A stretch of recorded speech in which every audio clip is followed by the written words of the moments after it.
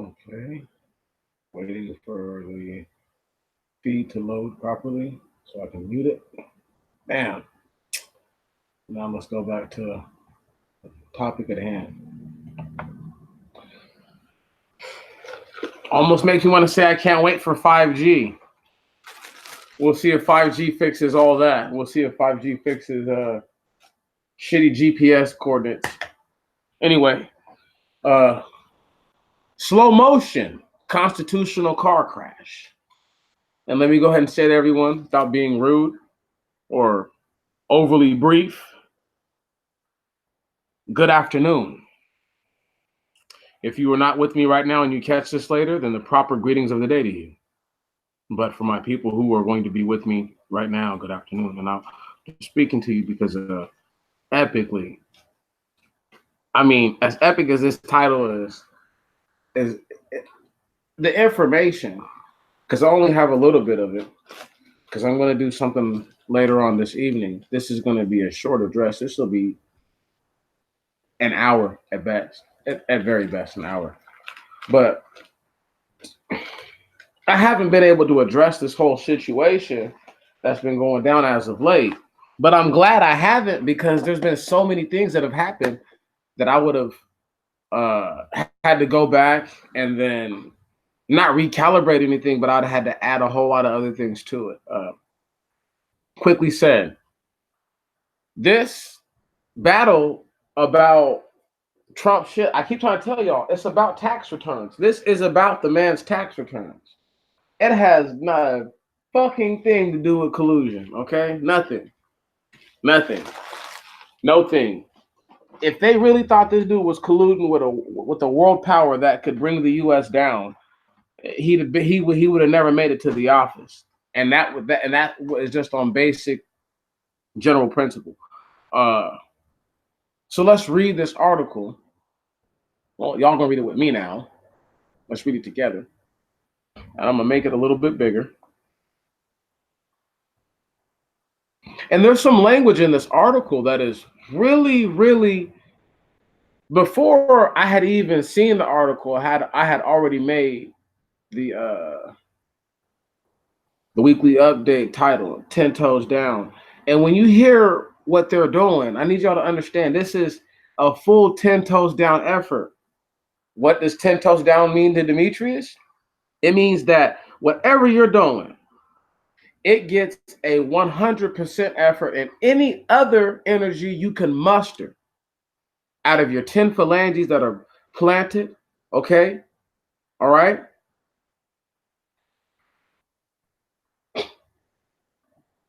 Listen. I need y'all to get this. When you go all in for something, it's not because you want to, it's normally because you have to. You get me? They're 10 toes down because they have to be.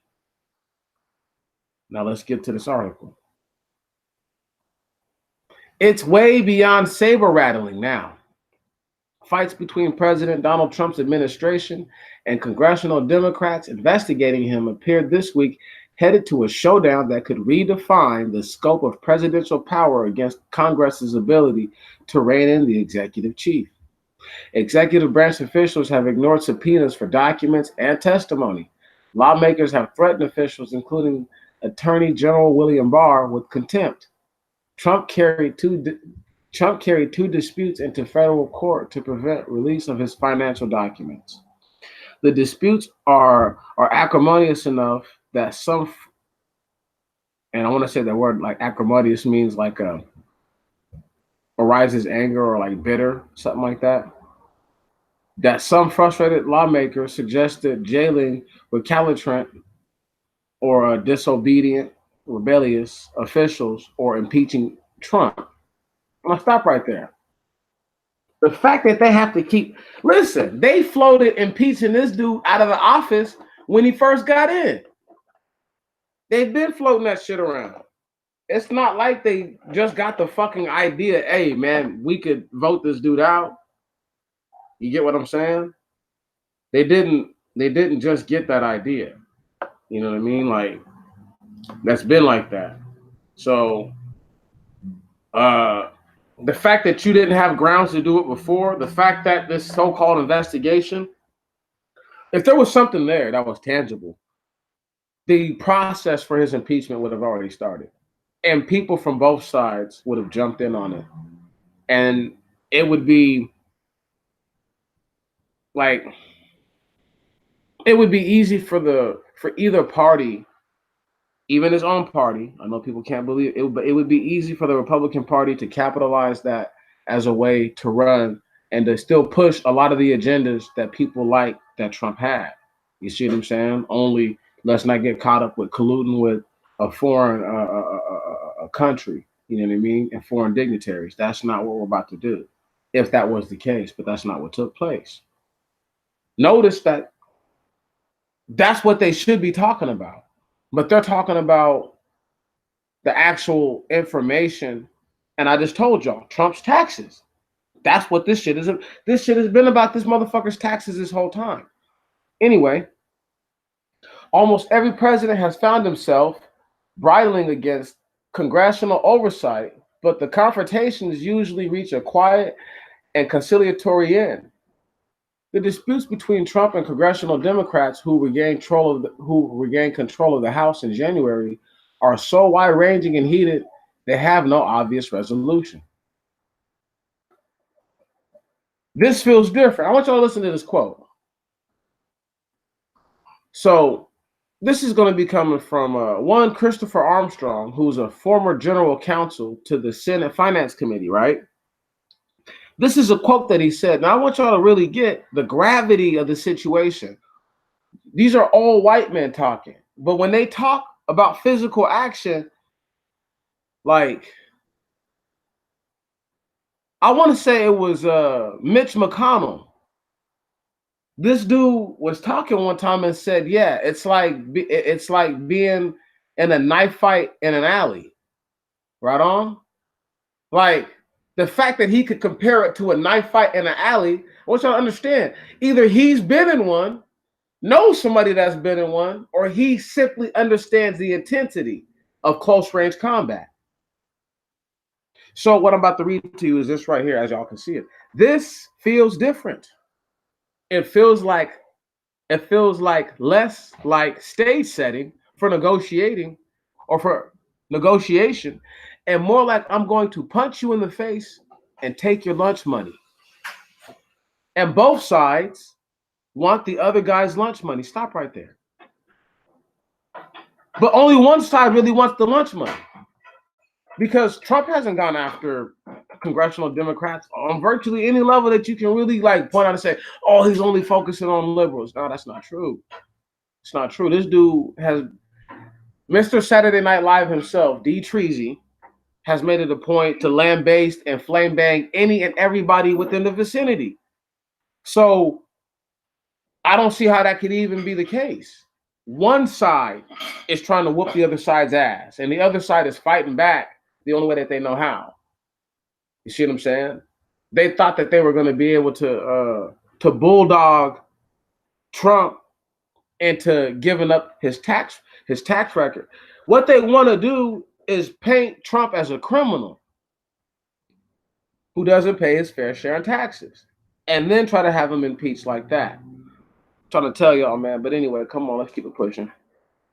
And they know that if they can get it done, they could still get, even if you don't get him impeached now, let's say he were to win presidency again, if you were able to get his tax records released and there's anything in question about it that's criminal, if it's grounds for impeachment, that's where they're going to go. But we're going to keep it pushing. The third branch of the government, the federal courts, which is the what, y'all? If there's the executive and the legislative, this is the judicial branch of the government. The federal courts could ultimately referee that dispute, but only after a legal battle that could stretch far beyond the end of Trump's presidency. That's precisely why people refer to this as a constitutional crisis, said Duncan Levin, a former federal prosecutor in New York. I think we're living through a slow motion constitutional car crash. Past administrations usually found the cost of battling Congress over information to be too high and either caved or compromised, said Mark Rosal, the dean of scholar, the dean of the Scar School of Policy and Government at George Mason University. The lack of cooperation now should be deeply concerning, he said. Once again, motherfuckers are 10 toes down. When I say 10 toes down, I mean niggas are 10 toes down. All this, everybody's faking. This is all just a political stunt. Hey, some of these motherfuckers are in it to win it. Has that ever crossed anybody's mind? Those dudes who be talking like all this shit is just a fucking game. All this, they're all friends and some of these cats are in it to win it. Some of these dudes see how the Middle East, so-called Middle East, has changed in the last 15, 20 years, where we've seen a group of camel jockeys take over a large swath of what is Iraq. Take it over and run it. That should be concerning to somebody who doesn't get what's going on. Do you get what's going on, my people? I'm trying to inform you. See, when things like that happen, right, it means that the power shifts are so strong. So, what's the word I'm looking for? Grandiose. That this is why the American government didn't pull out of the whole ISIS thing. It still hasn't. Because they understand that they destabilize the region so much so, right, that you have not only is Turkey in trouble, right, but Iran could potentially be in trouble as far as just conflicts are concerned, because they're going to have to get involved at some point in time. The shit in Yemen has to come to an end. You see what I'm saying? At some point, that has to come to an end. I can't stress it to y'all enough. There are people who are in this shit to win. They are 10 toes down. They are all the way in. They're not faking it. And you can call them Illuminatis. You can call them Masons. It doesn't matter what you call them.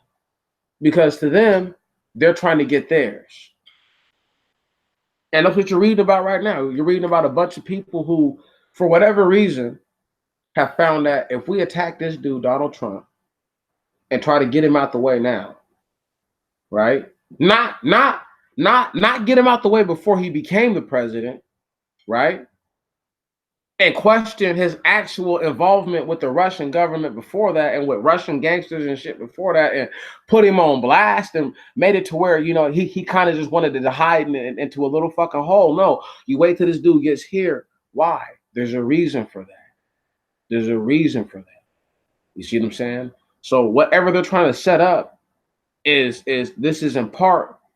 partially it, and I'm not saying that, he won the White House based on a setup. No, but certain people are easier to pull the bullshit over than others. And Mike Pence is the only reason why this dude has not gone down. Believe me or not, Mike Pence is the backbone of this administration.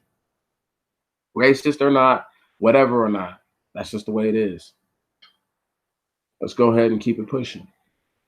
At stake in 6 House investigations are the presidential's personal tax and business records of how White House security clearances were granted, and details of nearly 2-year investigation into Russian interference in the 2016 election. The latest class featured the Justice Department's refusing Wednesday to comply with the subpoena for the full Russia report from Special Counsel Robert Mueller and the evidence gathered during his inquiry. The refusal came the same day Barr skipped a House hearing on the investigation over objections about how he would be questioned. Judiciary Chairman Gerald Nadler of New York, who's a Democrat, said the panel would make one more negotiated effort to get the report and then begin proceedings to hold Barr in contempt as early as next week. Holding him in contempt isn't going to do shit, okay? It's not going to do nothing. I'm just going to let y'all know right now. I've been held in contempt. It's nothing. It's really hard to prove that you were in contempt. It's really hard to prove. It's really hard to prove, like, oh my goodness, because you can only do certain things to be held in contempt. And him not wanting to speak is not a reason.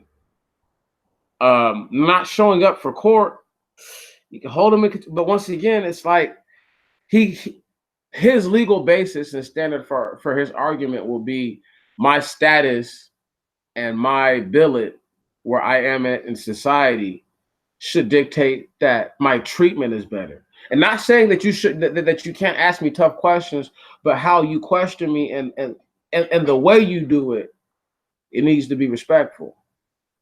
And that's just what there is. That's all there is to it.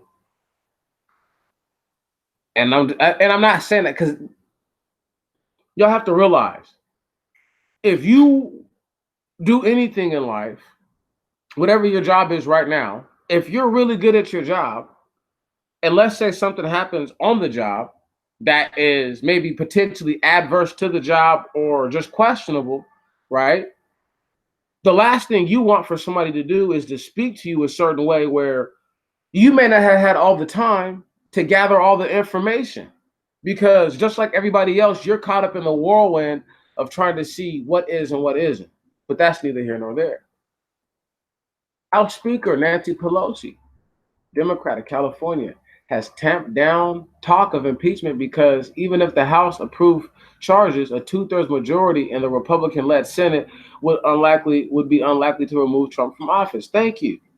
If they did some shit like that, what would happen is this right here: is that if the Democrats were to win the 2020 elections, and it's highly unlikely, Treasy looks like he's going to be sitting for another 4 of them. What would happen is that now you would have, okay, so the House did that, but now, okay, the Senate, which is super dumb powerful, there's more people in the House, but your senators are super powerful, like they're really powerful.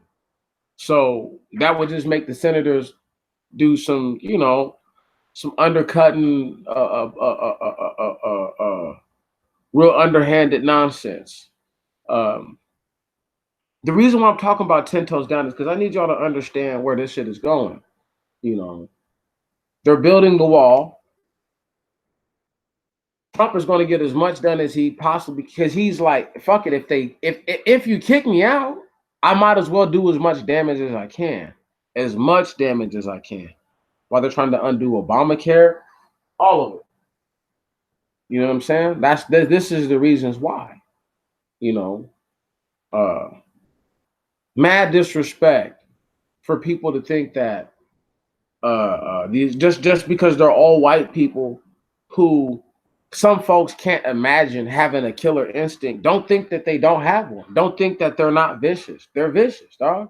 Okay? Just because they wear suits and ties and shave their faces, don't make them not. It doesn't make them any less vicious. It makes them more vicious when they do the vicious shit that they do. The evil. I mean, really think about how the get down goes. Dick Cheney blasted a dude in the face while hunting. This motherfucker didn't bat an eyelash the whole time. I don't even think he even felt nothing. I don't think this nigga's heart beated any faster from the time he blasted dude to the time the last real serious inquiry took place about it. I don't even think he gave a fuck. That's the type of people you're dealing with. Literally cold-blooded. Somebody whose heart rate does not increase upon a moment of excitement.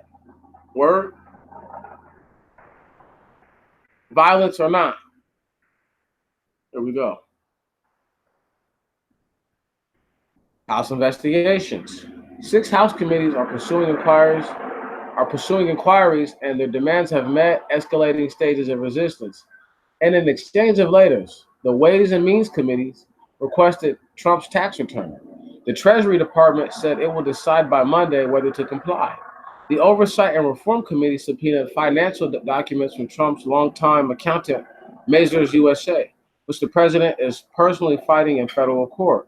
The Intelligence and Financial Services Committee jointly subpoenaed Deutsche Bank, a longtime lender to Trump, for financial records. And the president is fighting that release in another lawsuit. So those are the 2 things that he's fighting that he talked about earlier. Okay? Listen, y'all. Why are you after this dude's financial information so tough? Right. It's because there's something there with the Russians. Right? Where even if it's not collusion, it may be conduct unbecoming, or anything that's tantamount to that sort of charge. If that is an applicable means to impeach the president, I'm trying to tell y'all, this is the route they're going. But no matter what, I don't see it working for several reasons. The first of which might seem childish, but let's just keep it 1,000. Trump could actually talk his way out of this. Like, he could Saturday Night Live his way. He could just flame bang these dudes to death. This is, I mean, like, y'all, I don't think people understand, like, in my life, and I've seen Clinton, Bush, Obama, and now Trump. I was a little baby when Bush Sr. was exiting, so that doesn't really count. But I've seen 4 presidents. This guy is by far the funniest president we've had, for sure. Wait. If you guys think Obama's funnier because Obama had more charisma, you're smoking crack cocaine. Donald Trump in a roast off versus Obama would, like, you would think he was racist for some of the shit he would say, but if another black person said it about Obama, it would be okay. Right. But Trump's a funny guy. So I know just on the level of funny alone, he could probably realistically talk his way out of this. And I know that sounds childish, but that's the truth. The second thing that they don't have is who's the champion in the Democratic Party right now? The gay boy? The booty bandit? Booty guy? Your name, your last name rolls with your lifestyle? Please. It's not him. The 2 mulatto things? No, because one of them, people was questioning his sexual orientation before he rolled up with fucking Rosario Dawson. And who knows if that shit's just a ploy. Him and Pete might be fucking butt buddies. Bernie Sanders? Nope, he's burnt out. He had his chance last go around and he fucked it off. Joe Biden? No. It's not gonna happen. You two are geriatrics. 2 geriatrics can't go up against another geriatric talking about I'm better fit as an old man. How do we know that, dude? Any one of y'all could go any day for any reason. So, right, once again, who's the front runner for their party for real? Nobody. They don't have one. I don't want to get in trouble and call Miss Warren Pocahontas like Dee Treasy was, but right, she's not winning either. She once again, this is why I'm talking about these niggas are 10 toes down, because they know if we get Trump out the way, who on the Republican side really has steam? Nobody. Right. These dudes need years to build themselves back up. This shit is all fucked up, y'all. It's all fucked up, you know. But I love it. It's going down. Dick Gregory might be right. You feel me? We might not. It might not make it out of Trump's first presidency. But then again, he might be wrong. We'll see what happens. But I know 2019 is in question because they're building walls right now as we speak. Okay, walls, not a wall, walls. And they're questioning the man who's doing it. And they're trying to do anything they can to get him out the way. But the more that they do, the more he does. 10 toes down, baby. He don't get no colder than this. Come on. We're watching a literal war. It's like, this is almost like War of the Roses, okay? Between, Michael Douglas and what's baby girl's name? Is that Diane Keaton in that movie? I forget who the fuck that is. That crazy ass bitch he's in that movie with. They kill each other in the end and shit. But this is what that's like. I love it. It's going down. It's going down. Anyway, the executive branch has decided that if it doesn't cooperate with Congress, Rep.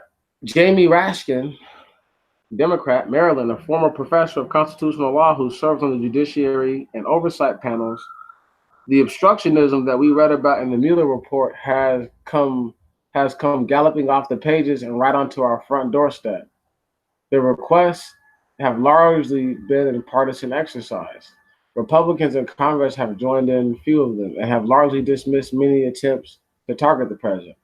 I don't know why any fair-minded person who believes that the House is doing anything but trying to harass the president of the United States, said Senator John Kennedy, Republican, Louisiana. We all get to vote in 2 years. In the meantime, they need to accept the judgment of the American people, which is sovereign, and let the president be the president. Fucking right. Right. Yeah, let it go, dog. But here we go.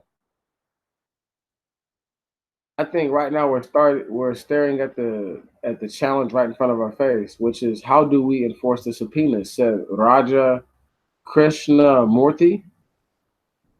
Oh my goodness. Democrat, Illinois, a member of the Oversight Committee. The courts, including the Supreme Court, have upheld Congress's right to investigate, issue subpoenas, and hold people in contempt. If they want to litigate, we'll see them in court. Are you guys hearing this right now? They're not letting this shit go. They're riding this shit the fuck out. It's going down. Okay? They said it will not be let go. It will not die in the dirt, nigga. The reason why I'm really breaking this article down is because when I seen it, I said, I have a couple more of them that I'm going to kind of go over. One of them is less 10 toes down and just, a moral victory for black people. And you have to realize it's kind of the story of our lives right now, but I'm going to get to that story later. It's this one about the Baltimore brothers, but we'll get to that. Right now we're talking about why is it that I know that this is playing right into the hands of everything that we're supposed to see happen for us. Listen, y'all. They're accusing a man. They accused him first of working with the federal, with the foreign government. Now they want his fucking tax returns.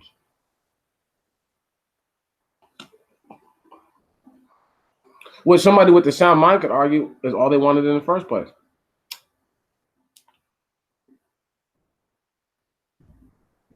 So if I'm being sound in my mind, and I say, all they wanted was this man's financial information to say he doesn't pay his fair share of taxes. Let's charge him to do with tax evasion. He's out of there. We get the gay boy fucking booty guys up in there. First gay president. Continue to run the country into the ground. All's well ends well. Right?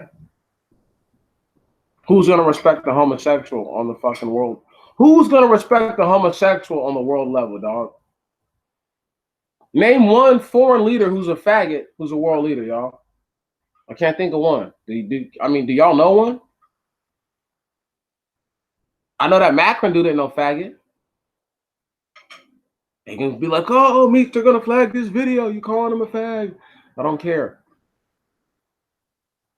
Pete Buttigieg is a homosexual. He's an abomination. But that would be, who else? Because you're not going to put Kamala Harris here. So the first black woman president is going to be, no, sorry. You're not going to vote in Cory Booker. It's not going to happen. You're not going to vote in Bernie. You see what I'm saying? The options are so few. It's like, the list of potential candidates is so horrible. It's like, if there was a cliff, I'd fucking round and think about just jumping off the cliff and saying, fuck it. Let's all just fucking jump off this cliff, because that's better than living with any of these fucks over us. It's crazy. It's crazy. The only thing that you can do is do nothing, my people. These motherfuckers are 10 toes down. If they're coming after a guy who, for all intents and purposes, is not a polished politician, but they're coming after this nigga like he's the coldest politician ever. Did y'all hear me? The 3 different ways they're coming at him to try to get this shit. So the president has to exercise energy, at least in thought power, as to how we're going to do this. And then they say, okay, well, Mr. President, this is the plan. This is the plan of action. And the president says, okay, well, how feasible is it for us to actually be successful? They say, well, it's going to get dragged out in the courts. The longer it goes over, the longer time elapses, the more. This is just how it goes. The longer this shit elapses, from the initial time that you get charged with something to the time that it actually is sat down and presented in front of a jury, potentially. Normally, the better your chances are for a jury seeing it your way, especially if you've gone without the trouble of this, that, and the other. But in the case of a president who's like, I don't want these people to have even if he didn't do anything wrong, he's like, the fact that you guys are coming at me like this, like, did they do this to Obama? Did they do this to fucking well, I mean, they started doing shit like this because of the Clintons. They did this shit to Bush? No. So it's like the fact that you so bad. I mean, and it's the president doesn't have to publish his tax returns. That's a customary thing that was started by I forget which president who did, and he did that shit for show. It was for show. It wasn't for fucking go. It was for show. Keep reading. Contempt in the courts. Congress has a variety of tools at its disposal to compel the administration to provide documents and testimony, including subpoenas, contempt citations that could carry either criminal or civil penalties, and even incarceration. Each is cumbersome and has drawbacks. Traditionally, the threat of subpoena prompted the administration to negotiate a settlement for fewer documents or a different format for testimony. If still at loggerheads, lawmakers on rare occasion hold officials in contempt, asking the Justice Department to file criminal charges or to file a civil lawsuit to demand information. But the limits of those options are illustrated in the three major cases during the last 35 years. The House voted in 2008 to hold Mary Myers, a lawyer for President George Bush, in contempt after she refused to turn over documents about the president's dismissal of 9 U.S. attorney lawmakers voted to refer her for prosecution and to launch a civil lawsuit to enforce the subpoena. But the Justice Department refused to file charges. The dispute settled more than a year later when Myers testifies at a closed hearing. Which is what I told y'all. The time goes on and then the shit lessens. The House held former Attorney General Eric Holder in contempt in 2012 for refusing to turn over records about Operation Fast and Furious, which resulted in thousands of guns being smuggled to drug cartels in Mexico. Holder's deputy, James Cole, notified the House that Holder wouldn't be prosecuted because his response to the subpoena does not constitute a crime. Right, exactly. It's hard to prove you're in contempt. Proving contempt is so fucking hard because all you have to say is that's not what I was doing. And if you can articulate yourself well enough, the courts have to they have to at least consider what you're saying. If they find you guilty, you file, you know what I'm saying? You file motions for reconsideration. You know what I mean? You can even fucking file motions for a new trial, new judges, all types of shit. Anyway, it's just all about how it all goes. James Cole notified the House that Holder wouldn't be prosecuted because his response to the subpoena does not constitute a crime. The committee then filed a federal lawsuit in August 2012 to enforce the subpoena, which dragged on for more than 6 years. Lawmakers voted to hold former IRS official Lois Lerner in contempt in 2014 after she asserted her Fifth Amendment right and refused to testify in an investigation about the tax agency improperly targeting conservative groups. The Justice Department declined to prosecute her. I love this shit. You have to realize who's in control each of these years. So she's going after conservatives, but she's in a so-called liberal administration during those years. So of course they didn't go after nobody. Come on, man. And why do you anyway, let's just keep it pushing. Taking the other side to court can sound like decisive action and a sure way to end a dispute.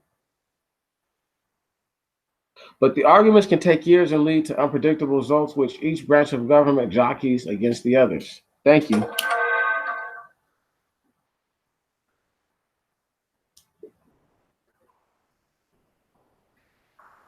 Aggressive assertion of congressional prerogatives and aggressive defenses of presidential privileges are both a healthy and necessary part of our constitutional order, Armstrong said.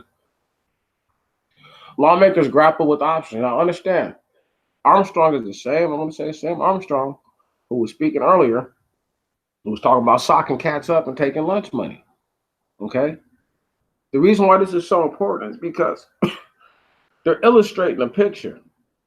Did you hear what I just said? Aggressive assertion of congressional prerogatives and aggressive defenses of the president's privileges are both a healthy and necessary part of our constitutional order. That, my friends, is what goes back to the checks and balances I spoke to you about many, many moons ago. Damn, I'm good. Lawmakers grapple with options. Congress could take more direct action if it wanted to.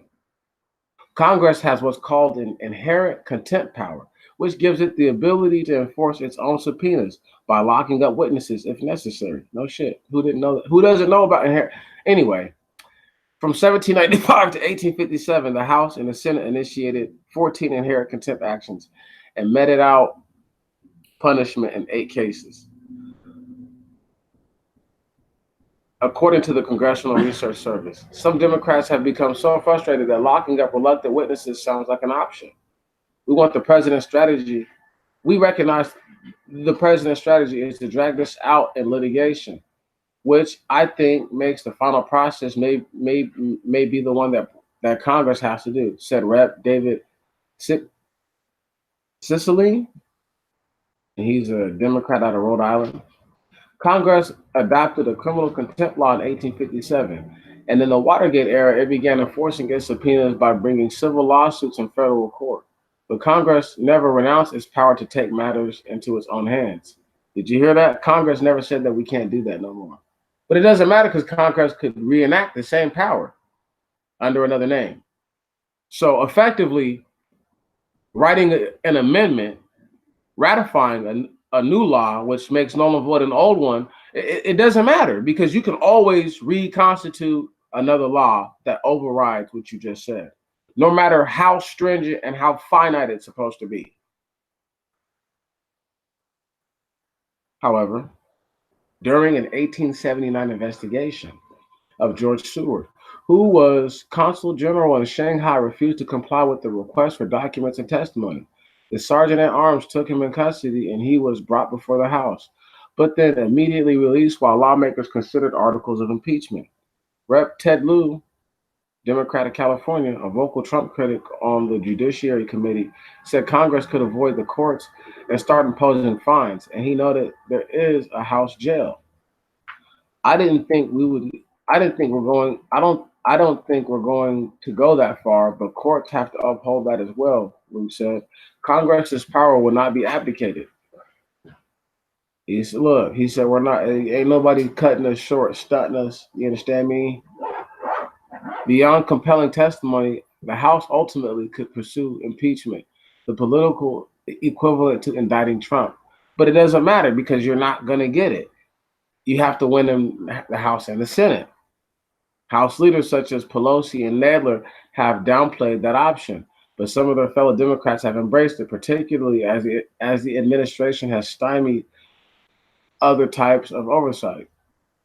I just do not believe, as a former law enforcement officer, that the President of the United States can do anything he wants to do and not be held accountable. Rep. Val Demings, Democrat, Florida, and a former Orlando chief of police, but Special Counsel Mueller believing that I think left a roadmap for Congress to follow, and that would be impeachment. Wow! You hear these people? 10 toes fucking down, baby. I love this shit, y'all. Ain't nobody gonna bring it to you like this. They don't know how to rep it to you like this. They know how to sound like they're intelligent for half a second. But I'm trying to tell you some gangster shit. You feel me? What up, sister? Uh, I'm about to go right to this article about these brothers. Read this thing about and I put notice I put these links inside of the description joint. But I gotta go read this thing about these brothers, and I want to read this thing about what it's talking about with senior citizens and student loans. And I'm not gonna get carried away, but this is part of a 10 toes down effort. Uh, they're about to come at people so hard. I mean, it's about to be so crazy what they're about to do to people, and it's gonna be sad because I've been standing here for a minute telling everybody, yo, they're coming, they're coming, they're coming, and the way they're gonna come is gonna be so unexpected and so disrespectful. You know, one moment, here we go.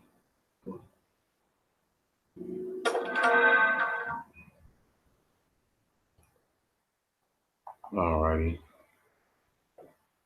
So, some lighthearted news, real quick. I decided that whenever I do these things, I got to just start going to go look for something that'll make people feel a little bit better. Because this has to do with our plight here in this place. But I want to get to that senior citizens thing right after this, so I'm gonna go right to that. What's beautiful about this story is that uh,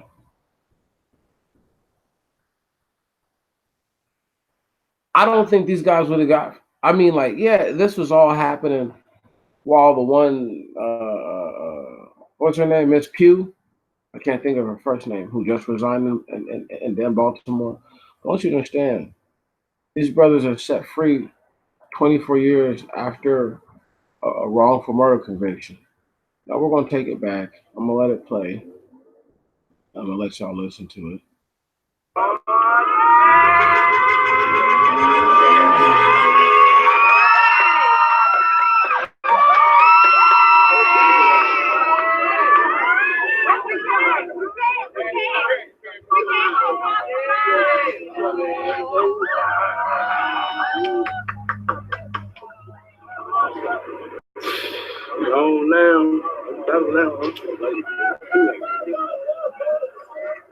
All right, nigga, let him go. Let him go, baby. I was drowning. I was in the water, underwater. And she reached in the pool and grabbed me and pulled me out and gave me CPR. She saved my life. Them, they saved my life. Oh my God, this is people right here. Don't say, come get a hug, Monkey. Come get a hug. Please, come get a hug. Oh my God. Oh my God. Thank you. Oh man, thanks for Simmons.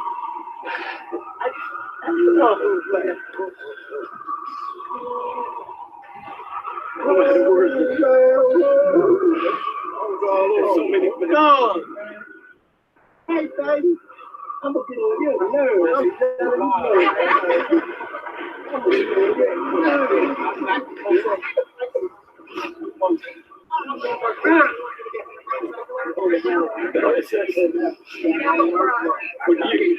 I haven't said it in 25 years. The public must know that justice is the only barometer of success for our office. So on behalf of the criminal justice system, I want to say to you, I apologize from the bottom of my heart. It is so incredibly important for me to apologize to both Mr. McPherson and Mr. Simmons, as well as to their family, who have had to serve that time with them, for the pain they've endured because of their wrongful conviction. And it is my hope that now that both of you are set free, that you're able to return home, heal, adjust to your rightly deserved freedom, and live your lives to the fullest. I want you to understand something, y'all. The shit like that is so crazy.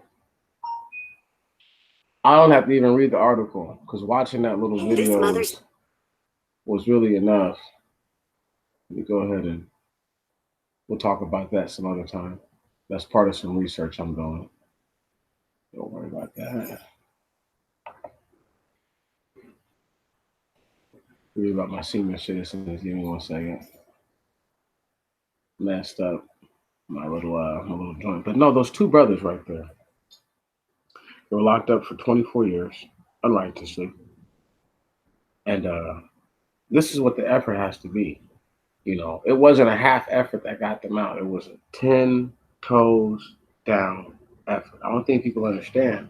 See, this is what it's about. If you can't, if you can't fuck with that, then you've never had to do nothing in your life that meant that you actually really had to put it in. You know, people have never actually dug ditches, so they don't know what that's like. They've never had to really be there. You see what I mean? They've never done anything hard in their life, so they can't relate. But what was done for them should be done for many people. One moment. should be done for everyone who has been wrongfully convicted. And this just speaks to just know that when they got convicted, this was during a time. See, I did a video a long time ago. It was about statistics, but I just remember this though. During the 90s in Baltimore, there were years where like they didn't even have like the numbers of murders that were like being committed. In 1994, right on, was the year that they went down. Check this out. That's one of those messed up years. I'm just throwing it out there. Man, it's so crazy. You know, it was a 10 toes down effort to get those guys into prison. It was a 10 toes down effort to get them out. It takes everything sometimes. And people have to respect that. I need y'all to understand how this right here is going to affect your children, you,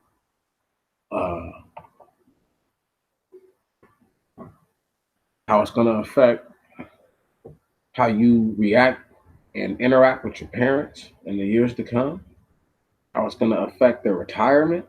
You know, a lot of different. I mean, man, this is my whole thing. Y'all, there's no way that you don't think that they're not going to come after people. I've already made the videos about it. Okay? Talking about damn Treasury Department wanting a piece of people's ass. All right? Talking about what they're going to do.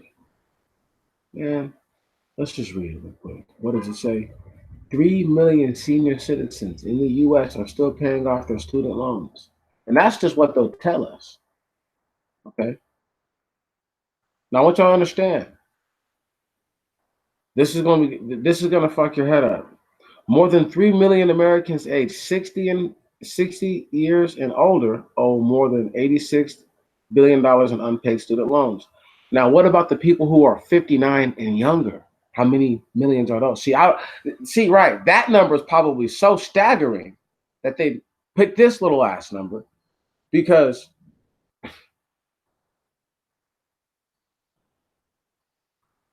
what's to stop them from enforcing strict or harsh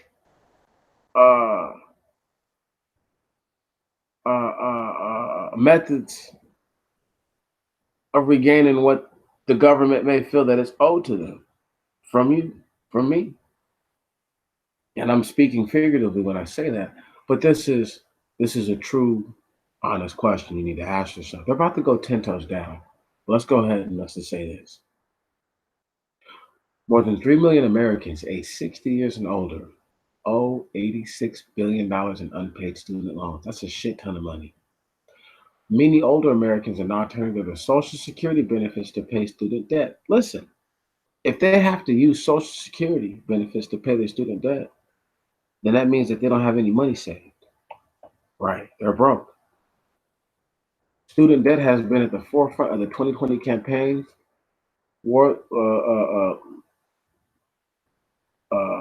Senator Elizabeth Warren proposing canceling up to $50,000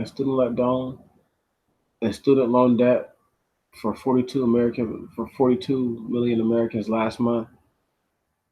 Man, listen. The 42 million Americans are probably baby boomers and a few of the youngsters who were just all in over their eyeballs in debt. So that way, that's one less piece of debt that the children can say that their parents left them. But I'm just going to keep it pushing.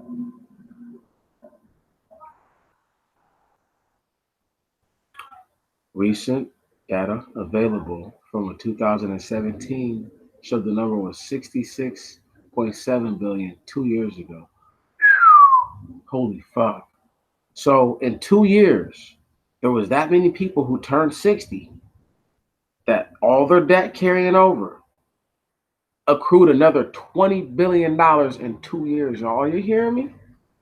This is fucking absurd. Many older Americans are now reportedly turning to Social Security benefits to pay student debt. Serafina Galante, a 76-year-old who received her master's degree from San Diego State 19 years ago, told CBS that she still owes nearly $40,000.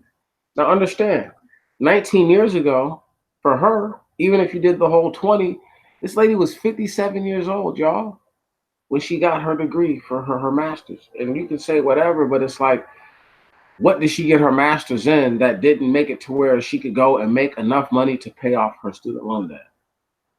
Right.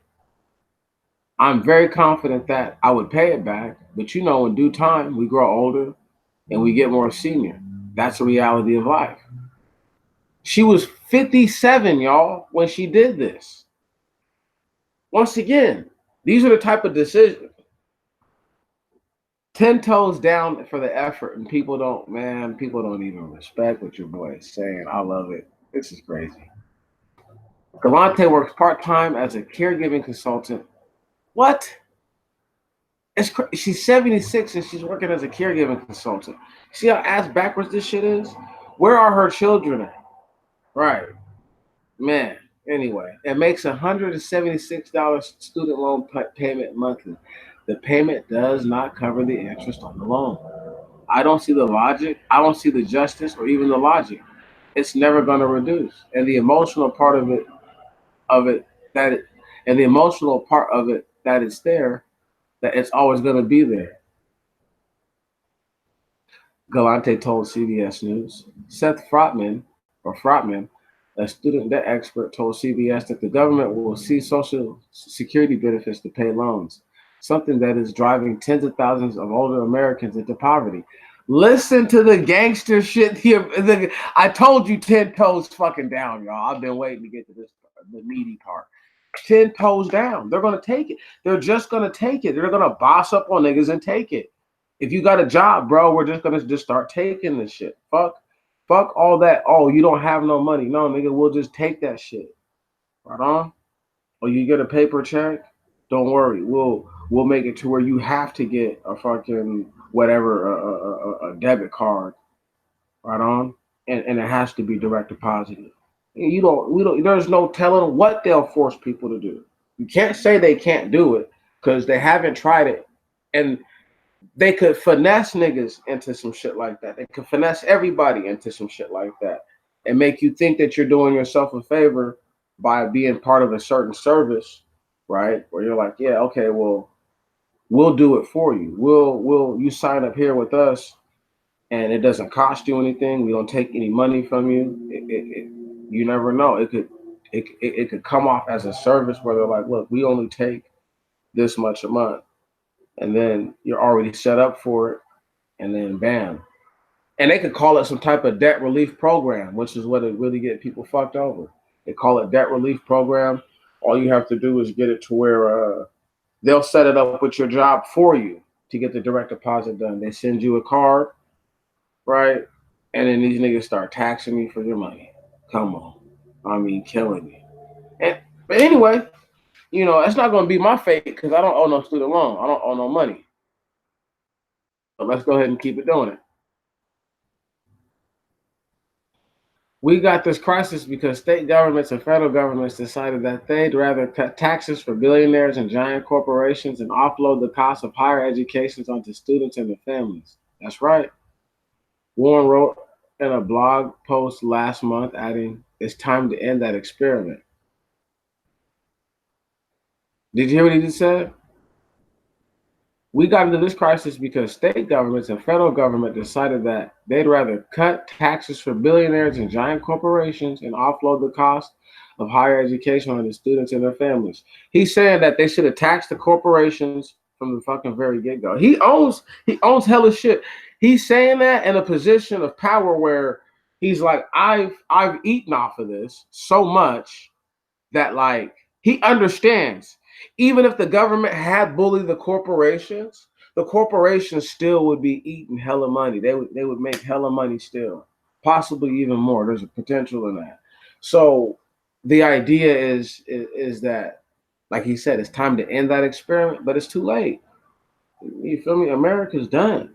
I've been saying this for a minute. The meal fit for the king will not do what, y'all? That's right. A new insider poll released Friday thought that a big majority, 77% of the likely Democratic primary voters support Warren's plan, and 36% said they strongly support it. Overall, 57% said that they at least somewhat support Warren's plan, while 21% at least somewhat, while 21% at least somewhat oppose it. So what I'm getting right now in the numbers,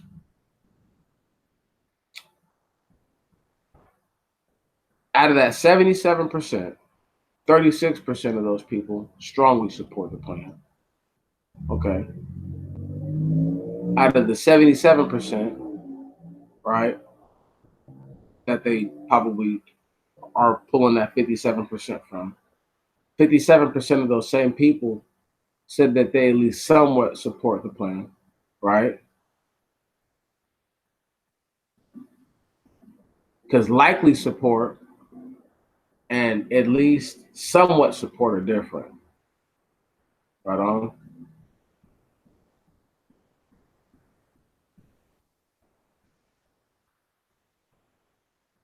Of likely Democratic primary voters, no, they don't give a fuck about that. They're like a big majority, right? There's the same numbers. They're playing with the numbers, but just know that 57 comes from that 77. And so they added numbers together to get what they're, it's weird because I could almost tell you somewhat oppose it doesn't mean you don't support it. So let's say I said that 21 and that 57 were really the 77%, and that 21% was rounded up, and that 57% maybe even be a rounded up number that are closer to 77%. And all these are numbers from that same 77%. But that's neither here nor there. So 33% of people actually don't support it. And that's what we're getting at. But we're talking about 10 toes down right now. So let's get back to that point of reference and frame and how this all plays into all that. So you have this lady, Miss Warren, who they think is going to be the one to try to do something for them. Right on. That's their champion for this, because no other name came up. Not one. Not one came up. But the reason why this would appeal for her to say is because if there's 3 million senior citizens who are having their money ripped from their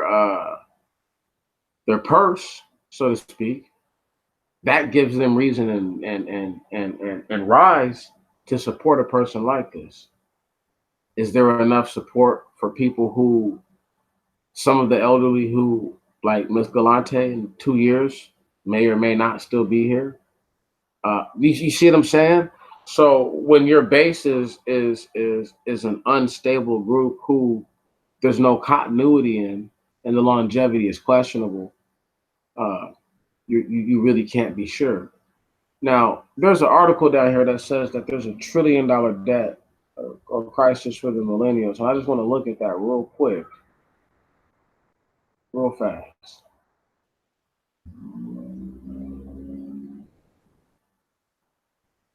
And this was published a couple months ago. One moment, come on. Let's get down the page. I don't see how a group of people who haven't even taken power in the world yet are already a fucking $1 trillion in debt. Millennials have now racked over $1 trillion in debt, according to the according to the New York Federal Reserve. This is a 22% increase in just 5 years, which is more than any other generation in history. Dude, fucking interest levels and all this shit is at an all-time high, y'all. There's no, you can't make money like that. You see what I'm saying? But most of the debt, though, really is student loan debt. Did y'all know that? Yeah. I told y'all about that a couple of videos ago. According to Jimmy Lenz, an adjunct professor of finance at the University of South Carolina, the millennials' unique experiences have affected their behavior. Despite high levels of debt, Lynn argues the financial crisis of 2008 and the recent technological advances have led millennials to be more conservative with their money. New findings from the New York Federal Reserve reveal that millennials have now racked up over $1 trillion of debt. This is a troubling amount of debt, an increase of 22% in just 5 years. Is more than any other is more than any other generation in history. This situation may leave you wondering how millennials ended up in such a sorry state. As important as the debt is how millennials' economic choices vary from expectations. Millennials are much more conservative than the debt balances may indicate. In fact, in comparison to previous generations, this group is significantly more fiscally conservative. No shit. Dude, I'm trying to tell you guys, they fucked my whole generation and they want to blame everything on us. They fucked it, these duplicitous bastards. They're 10 toes down on that too, and they're never going to get off of it.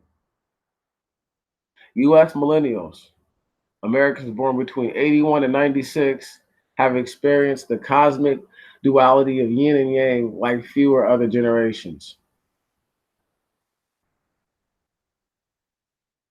And some people argue that it's really 83 to 2000, but that's neither here nor there. Millennials across all generations have yet to fully recover from the global financial crisis. Listen, dog, if you was born in 81, right? The oldest you could have been when this shit happened was 27 years old. Okay? In the 27. So you were just old enough to start having some experience and getting some air under you. But you're a young homeowner and all that. Man, get the fuck out of here. Anyway, they're going to blame some shit on people who were 27 years old at the time.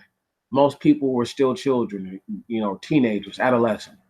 Anyway, millions across all generations have yet to fully recover from the global financial crisis.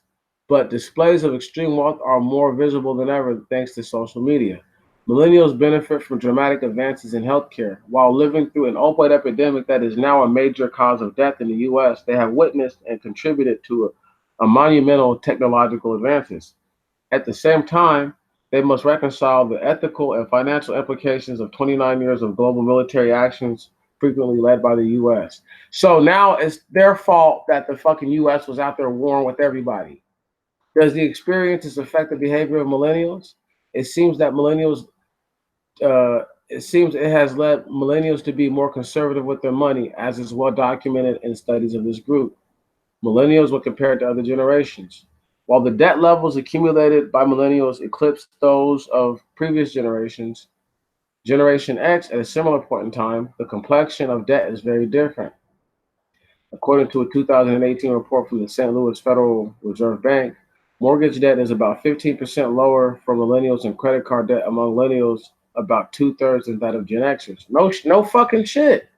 Because dudes who are, listen, let me break this down to y'all real quick. Those Gen X ass niggas were the dudes who were doing all the credit card and bank fraud shit. That's those dudes, okay? They're the reason why it's so hard to cash a fucking check, and certain places won't even cash checks.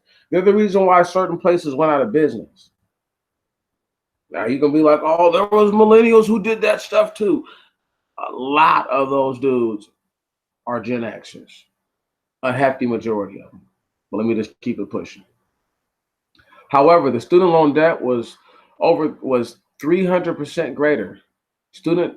No shit, because the cost of going to school rose so much in a 20-year span that a lot of those Gen Xers obviously weren't going to school anymore.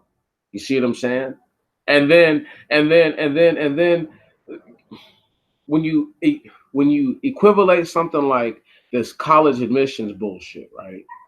And you have people who are doing all kinds of fuckery, doing all kinds of underhanded bullshit to get their child into school, then you're vying for the similar position. They flunk you out. You know what I'm saying? Some political fuckery. Now you owe all this money. But you're like, I was good at the class. I don't see how I got such bad grades. It happens to people. And because people will try to tell you, well, no, you must have did something wrong. Nobody listens to you. Right. It's not like millennials don't see it through in their system. You can't get to college for the most part unless you finish high school. That's how it was when I was coming up. Like, you could get into a college with a GED, but your chances weren't that good. You needed a diploma. So I'm just saying, the see it through capability was there. Most of these people's student loan debt is so bad because they couldn't get jobs that were going to put the minimal payment that would have kept them out of bad debt in their student loans, which would have not allowed for so much interest to accrue over this period of time. That's what it is.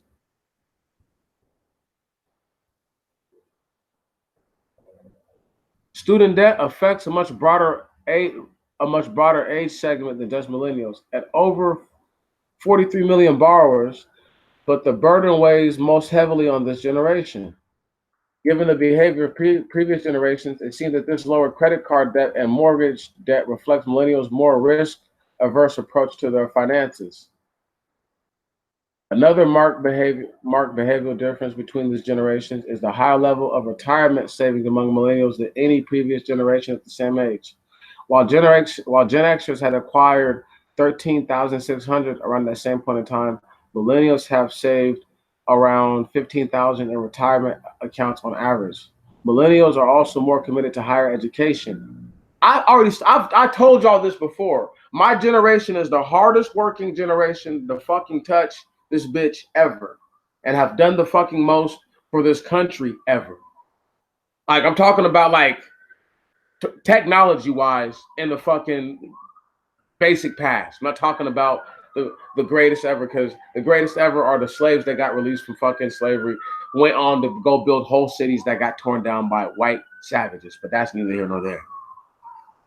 But my generation right now, the coldest, and I don't give a fuck what nobody has to say about it.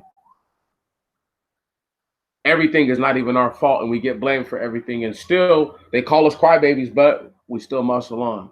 I find that funny. Between 2001 and 2016, the number of people aged 25 to 29 with at least a four-year degree grew by 25%. Both increased retirement savings and additional education are behaviors that economists might consider conservative investment strategies.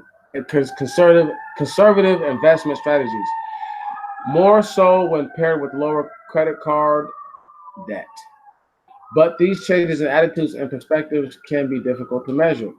Millennials in the housing market. Another significant departure in the generation's spending behaviors is that millennials are delaying when they enter the housing market as homeowners and take on associated debt of owning a home.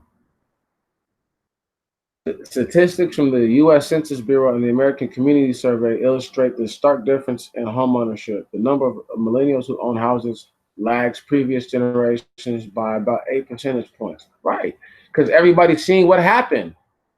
Housing crisis made motherfuckers like, I'm not doing that shit. And we're waiting for the housing bubble right now to go ahead and collapse and go over. Please. Student debt was cited by the Federal Reserve in its January 2019 Consumer and Community Context Report as a factor in millennials delaying home ownership home ownership.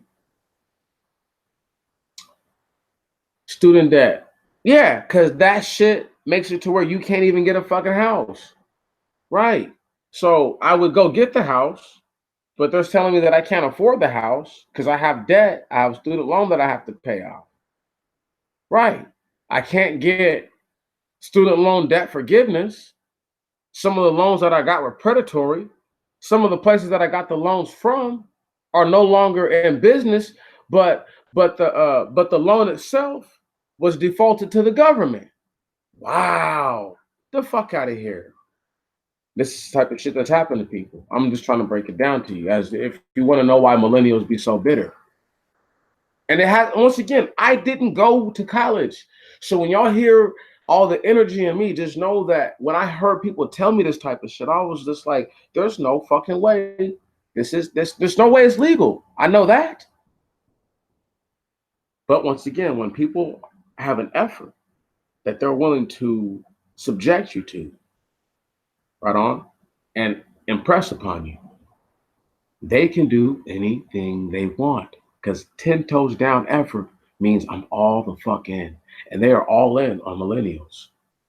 Now, if I'm just bringing it all together, and we're just talking about student loan debt, did they blame those old ass people for their old debt, for their own debt? No, nope, nope. Didn't blame that lady for fucking going to go get a fucking degree at 57 years old and owing 40 G's. Don't blame her for that. That's not her fault. But it's our fault for being born and our parents not being frugal enough with their money. Right on? Right. Being all willy-nilly with it. People not staying together in relationships, mothers and fathers going through many different relationships with many different people, unproductive, and see, once again, but that's the millennials' fault, though. Right. See what I'm saying? The housing crisis. Somehow, people who practice bad lending habits to folks who couldn't afford the homes years before millennials could ever even buy a house or even thinking about that. And that's millennials' fault. $1 trillion debt. They're like, fuck, let's just give a whole $1 trillion of this shit to them. It's crazy. I'm just gonna skip. No, I'll read it. For example, in recent years, the trend towards urbanization has resulted in an increase in urban housing prices. Let's talk about apartments. This is particularly evident in counties where more young people live and are moving to. These rising housing prices nearest employment centers may partly explain why millennials have delayed entering the housing market. No, that's not true. Millennials have just realized that you could look. I'm in a process of trying to get some property right now, but what I really want to do is I really want to own an apartment. You know what I mean? If I could get a whole complex somewhere, like a small, like little, 4 or 5 unit complex, that'd be popping. But just to own a unit in the spot that you know what I'm saying, that you can pay for, you can do that.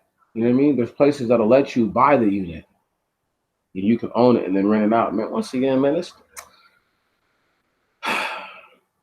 all of this stuff is it all just depends on where you live and how they do things. We're going to read this part. Are millennials better off? Perhaps a different perspective of success is required when assessing the millennial generation, a perspective that emphasizes more than the acquisition of homes and other hard assets, which is based on the relative perspective of an older generation's measures of the American dream. After all, previous generations have led millennials down a path of global economic uncertainties and real estate booms and busts. Millennials are now showing a reluctance to commit to such long-term debt, given the times they have lived through and true economic returns on homes. Homes return little more than the rate of inflation. When taxes and insurance and maintenance are factored in, they look even less attractive. The net result of behavioral changes paired with the economics of the environment is that millennials' average net worth is about $90,000 compared to the Gen Xers' $130,000 at a similar age point. So what they're saying is that because millennials don't want to have houses, they don't have as much value, because having the home gives you value, even if you don't want to commit to the bullshit that comes with it. They're saying that millennials are reluctant to do that. It's like, no, dog. You can't say a nigga. Listen, you can't say on one end that's fucking duplicitous right there. That's part of that 10 toes down effort to say, oh well, it's not really their fault, but still it's their fault. Look, if you can't get a house because student loan debt didn't stop Gen Xers from being able to get a house, so they were grandfathered into certain things, but you can't because you were born at a certain time. Right on. When you went to school at a certain, right, you accrued debt at a different time. I'm sorry, my friend. That doesn't apply to you. Right. So you can't even get the house that you would get, that you would be willing to pay for. I'm not gonna. You don't want to settle for less. They tell you not to settle. See, all these things that you were taught, now they're telling you are bad because you're not going to pick up the tab for some bullshit, pretty much. Let's just keep it going.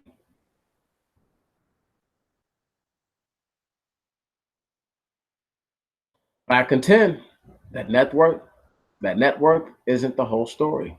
Millennials have emphasized post-secondary education, resulting in less time in the workforce than their Gen X counterparts. Given this choice of education over employment, the net worth figures are quite logical.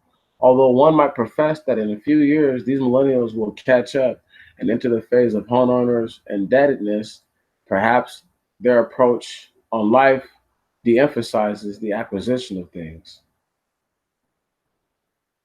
Listen, they're saying that we don't spend enough money because we have to wait so long to get places. It makes it to where we don't spend money like that. But that's bullshit. That's bullshit. Everybody buys what they want. Okay? Everybody buys what they want. So I don't want to hear what the fuck these guys are talking about as far as we spend more than enough money. We're just not like the generations who came before us, who frivolously spent their money. Now they have nothing as old people and they're using Social Security, which their children and their grandchildren are paying into to get a check off of, to pay off loans at the government. Come on, man. This shit is sick. It's all sick. While long-term student loan debt has reduced millennials' ability to gather assets at the same rate as previous generations, many of this generation seem to have adopted an alternative view on assets, preferring the acquisitions of experiences and saving accounts over things. That's right. That's right. I'll experience and save my money. That's right. Studies show that experiences lead to longer-term happiness and may provide another perspective on which to gauge the fiscal state of millennials. That's right. We plan, we save our money to go do shit. Then we spend all of our money. That's when we spend it all. We splurge on things we like. I just told you, people spend money on what they want. Man, so punk ass motherfuckers tried to put the knife to my generation just then. Stop sharing that. Man, anyway, let me not get too upset. Look, before I get too upset.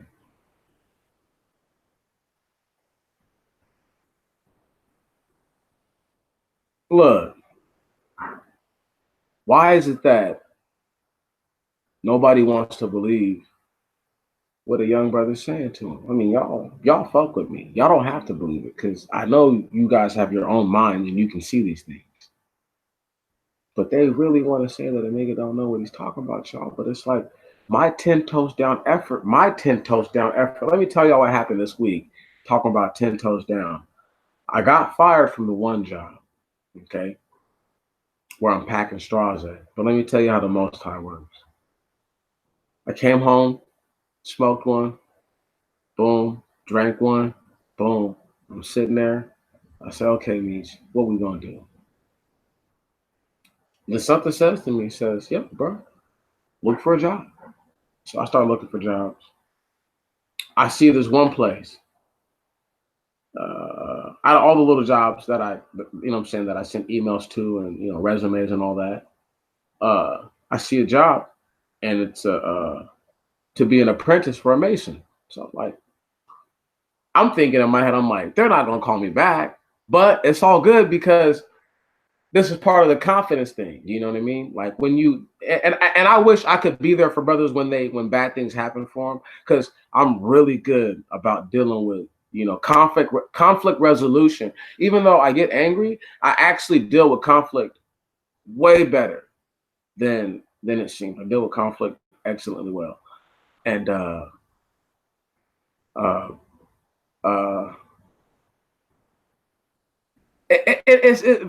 sister, this is so crazy how it happens. I get fired Wednesday night, and I'll tell you why I got fired in a second. I got fired Wednesday night. By yesterday morning, or 1 p.m. by 1:45 yesterday, I was hired on to be the apprentice for this dude. You know, I'm gonna go and pretty much do the lackey work, all the grunt work for this mason company. You know, for this they do masonry work. You know what I'm saying? You know, so I mean that's the thing is like I'm about to, and the guy was telling me if I stick around for a couple years, then there's no most definitely I could easily learn to get ready to once again 10 toes down. I can't explain it enough. I can't express it to y'all enough. People ain't ready to you know, and I'm gonna get paid more money for this job than I was for my last job, so that's cool. You know, um, this job is like 18 bucks an hour. The last job was only like 12.50, and you had to work to get to that overtime. But I was slaving. I was busting that ass for that overtime. Now, how I got fired like this. So I used to have to wear a beard cover and a hairnet at work, right? Beard net, hairnet. And funny, craziest shit happened. We were just talking about how they were changing the policies. And I guess because my mustache, I can because you can pull on it, it's out of regulation. So either I trim the mustache or I cover it. But just to give you guys some background and preface to that, I had worked the day before and went to a mandatory meeting because Thursday I had court. Okay. So the night after, I mean, the morning following, I got fired, or the afternoon following, I got fired. I had court anyway. So it didn't really matter to me. But what happened was, it was just so crazy, was the owner's daughter walks up, and we had words the day before, and she tells me to cover my face. After saying it to me again, I cover my face. This dude named Kendrick is there. I'm like, bro, man, will you get her away from me, please? And she just does not want to leave. She does not want to get out of my face. So I'm like, fuck it. I turn the machine off, rip out my little earplugs, and while I'm doing that, I must have ripped off my beard net on accident. But anyway, I keeps it pushing, and I go and clock out. On my way back to tell Kendrick I'll be back on a Friday or Sunday, whenever my next day is scheduled. He's like, yo, dog, she let you go. I was like, what? He's like, yeah, man, she fired you. I'm like, this bitch. You know, I mean, I look, I'm just gonna tell you guys like verbatim, like, as it happened, you know. So I go and grab my little jacket and shit. I left my little lunch bag in there, man. I'm so mad about that. I left this really good blueberry fruit spread and this really good peanut butter. Pretty upset about that. They can have it. But I go outside and I give dude my little card and I let him know. I'm like, look, bro, you know, something. You know, at first I was like, I was like jockeying to get my job back real quick. I was like, bro, if these motherfuckers don't put me back on by Sunday, my nigga, I'm calling immigration in this bitch. You know, I had already said it to them inside of there. I was hot. So when I called the next day and left a message on the owner's voicemail, I was, listen, when I say I was hella peaceable, I was like, I just explained the situation to him about what happened. I said, it is what it is. I still want you guys to make money, even though I really don't, even though I want to see him burn. But I'm not stupid enough to tell you, fuck you, I hope you die. Please, I'm not stupid. So that's why when people be trying to say that's what he said, I'm like, that's not what I said. You're lying. You know what I mean? You're hella lying. But anyway, anyway, I'm like, yeah, if you guys can send my check out ASAP, I'd greatly appreciate it. But I told him, I was like, yeah, you don't have to worry about me calling nobody and you know, and reporting, you know, anyone, you know, and because I'm trying to tell y'all, I have the package in my room. These niggas UPS next day aired urgent fucking delivery my check. Okay. I called these niggas on Thursday. On Friday morning, my shit was here. Okay, no bullshit. All right. So, and And normally it don't. When I say normally, it doesn't go like that. I've been let go from places. I've had all kinds of stuff happen. That's not normally how it goes. So you got to really be 10 toes down. I was 10 toes down for my shit. Like, fuck that. You feel me? Either you're going to give me the job back or you're going to give me my money. We're going to do something. Or somebody going to come up in this bitch and start checking everybody's visa status ASAP. Don't ever be afraid. Don't ever, listen, y'all, don't ever be afraid of these suckers. Never.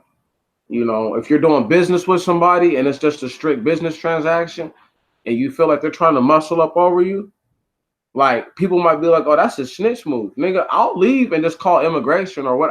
I'll call a department of people that can end your shit.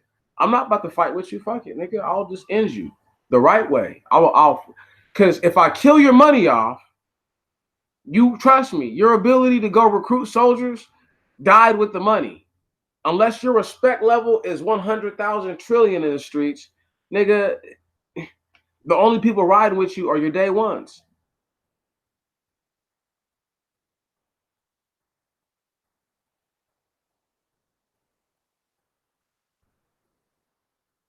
See, that's the type of shit I'm talking about. That's the type of shit I'm talking about. They're like, oh, wow, I don't want to pay a black woman. See, you see what I mean?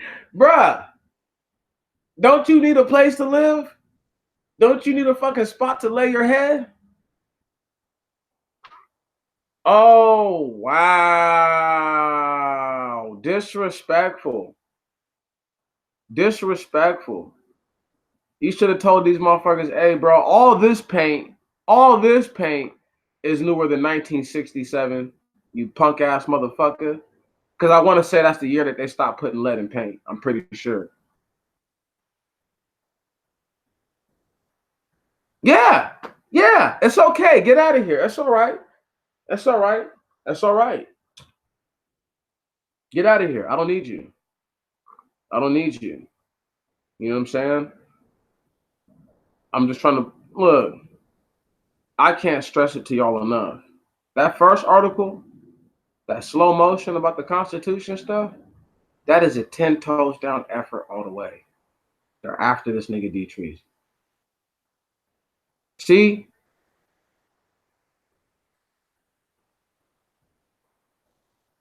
See? Right. What a fucking week, man. To think that you got to have somebody who's going to move in and then they come and then they do some shit like that. I'm hella mad for you. So are you going to repaint it a new color or you going to go back to the original color that it was because it matches the neighborhood, or what's the plan?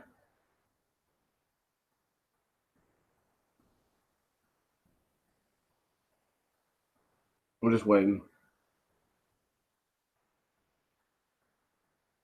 I'm just waiting. Okay. Well, at least you know what you're going to do. That's really unfortunate, sister. That really is. See, and one of those, that's the moment where, okay, I understand. I understand. You might have somebody else already coming through, so go ahead and get it ready. But still, that's a burden that you shouldn't even have to undertake.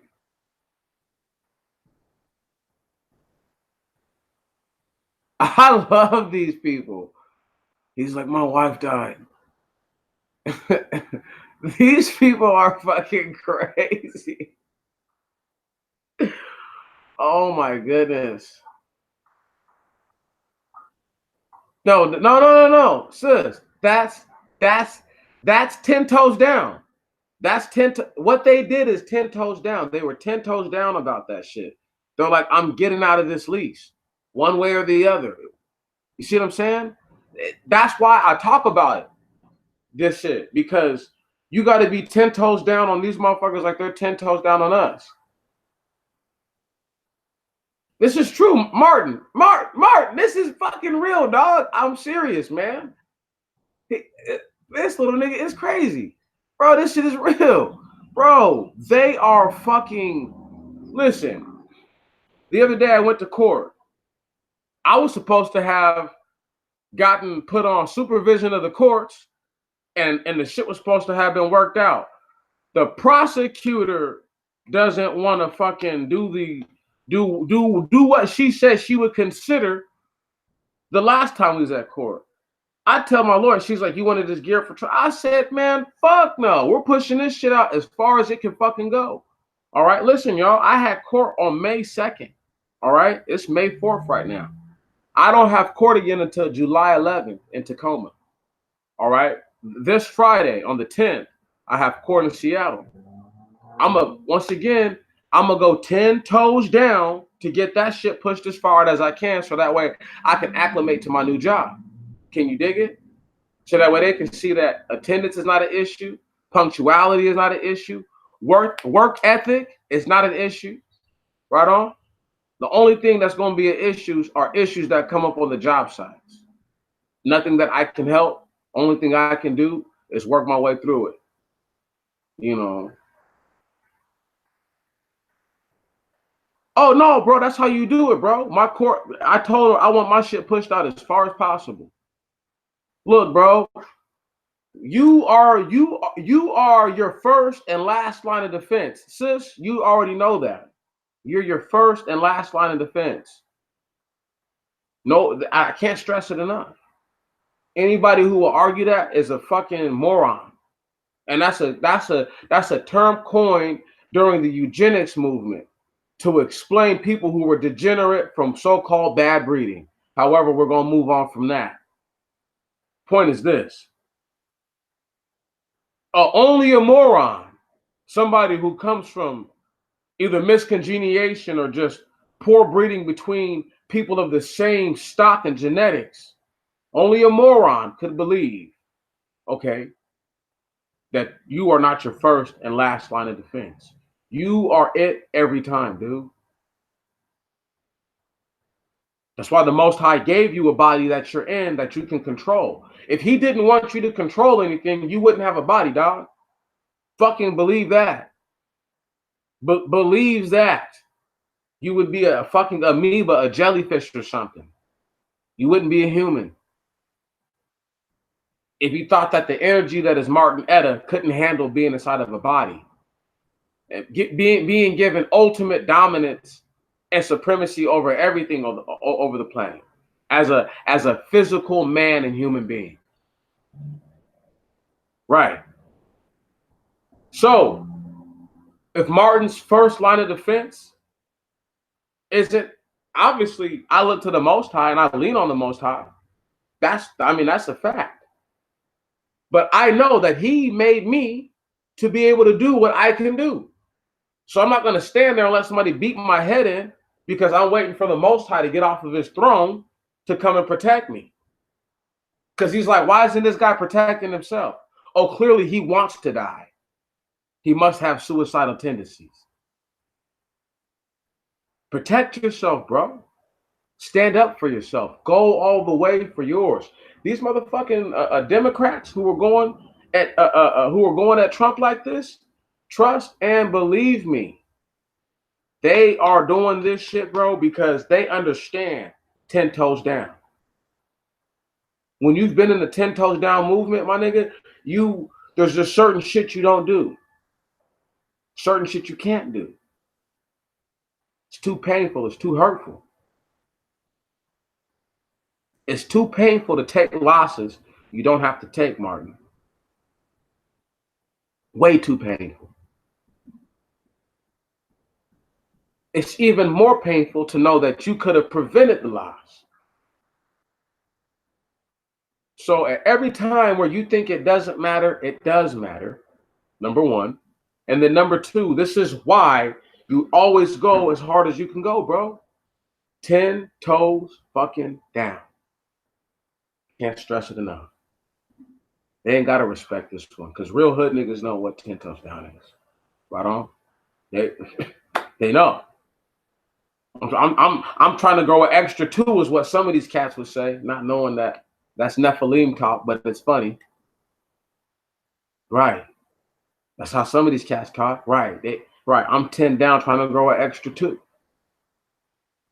because people understand. That's when I'm my most planted. You can't even balance on your feet without all your toes. Not properly. Right. I'm just saying, family. Bruh. 10 toes down in this bitch. Fuck what they're saying, bruh. And that's what you're seeing right now. And that's what you're going to be witnessing. Let me throw this right here at y'all. And then I'm going to get off of this. Sign out. May or may not drop the Enoch thing tonight. Tomorrow it comes for sure. That's going to be La Fuega.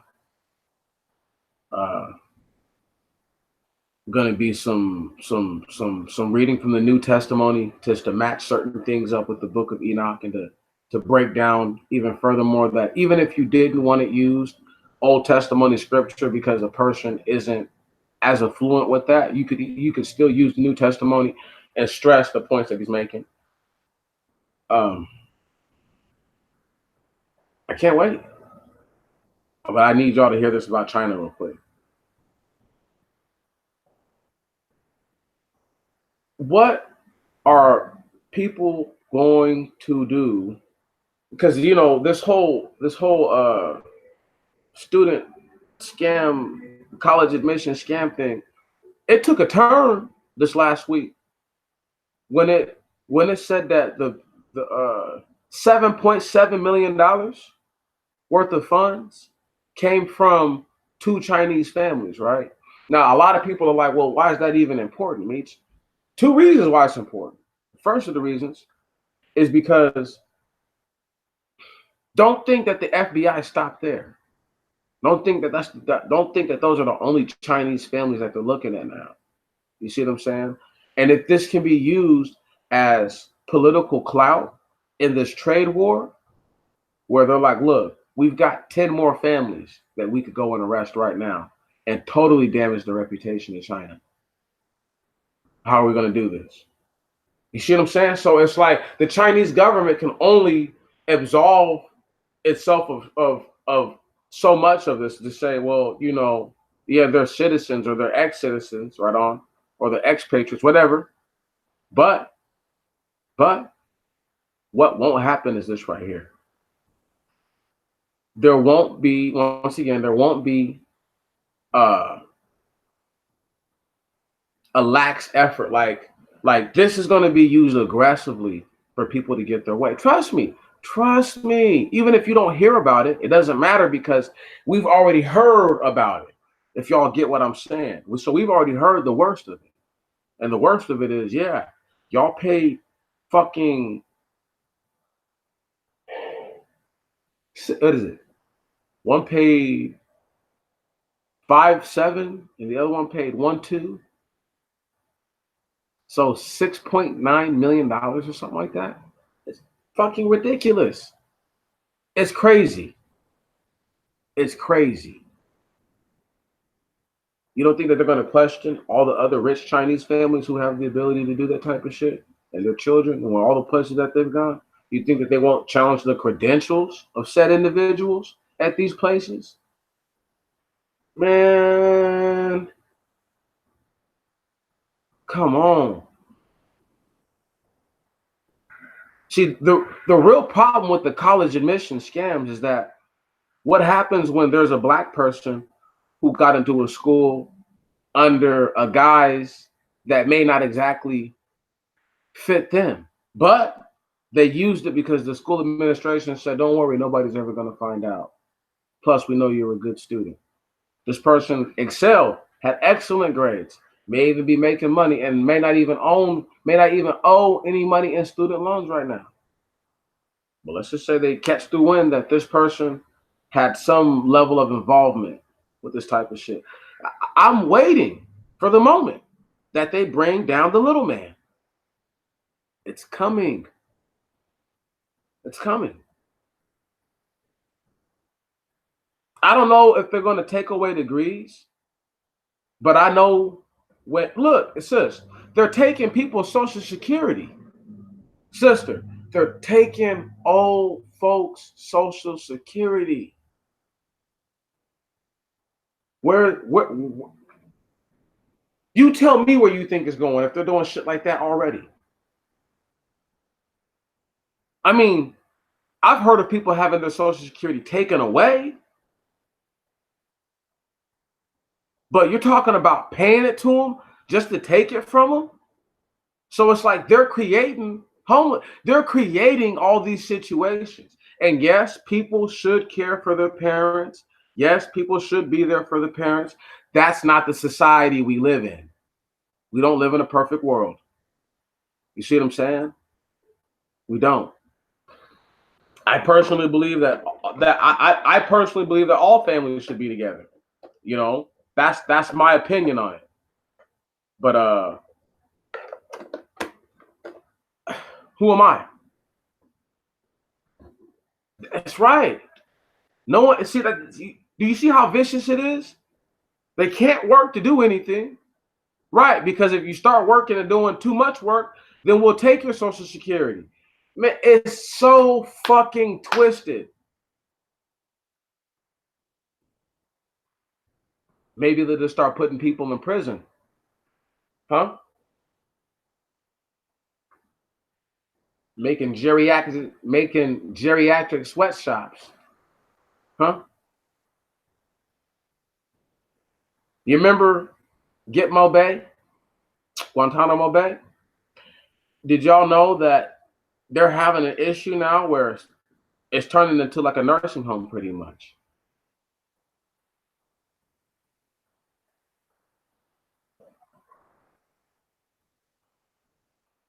Will they just start hauling old people off to jail tomorrow? No, of course not. But will they haul the right old people off to jail? Yeah. So that way they can desensitize people to seeing something like that. Once something becomes a regularity, it's hard to talk people out of what they think is normal. So if the order of the day becomes, because there's going to be certain people who are going to refuse to pay. Those are going to be the first people who are getting taken down. Now, any kind of old person who's on Social Security, they're not in a position. No, it doesn't sound crazy. No, it sounds sick. It sounds sick. They want these people to die anyway, sis. They want them to die because they don't want them to eat off of Social Security. If I was an evil genius, and I'm not, but if I was an evil genius, I would want to isolate the eldest of my population, work them to death, get them off the nipple of the system, so to speak. We're talking about tens of millions of people dead just like that, gone. Resources freed up abundantly.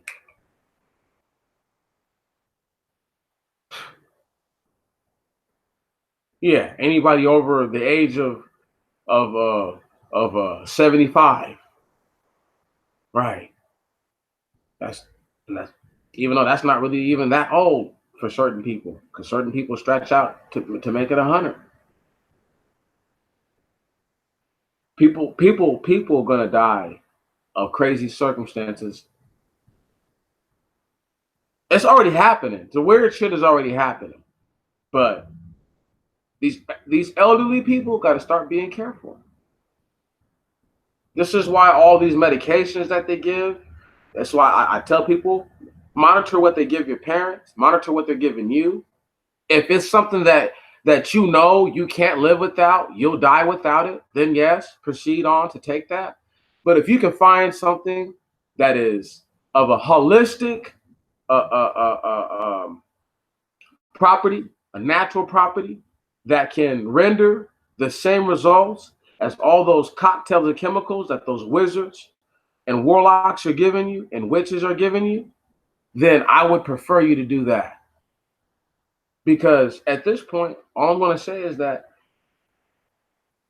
3 million people is going to turn to 5, 6, 7 million people next year. 10, 15, 20 million people a year. The numbers are going to substantially grow. In 2 years, it grew $20 billion for how much money the seniors owe. They went from 66.7 billion to 87 or to 86 billion. That's phenomenal. When you think about it, I mean, that's a lot. And $10 billion per year. So each year they had that many people turn 60, and there was $10 billion worth of debt.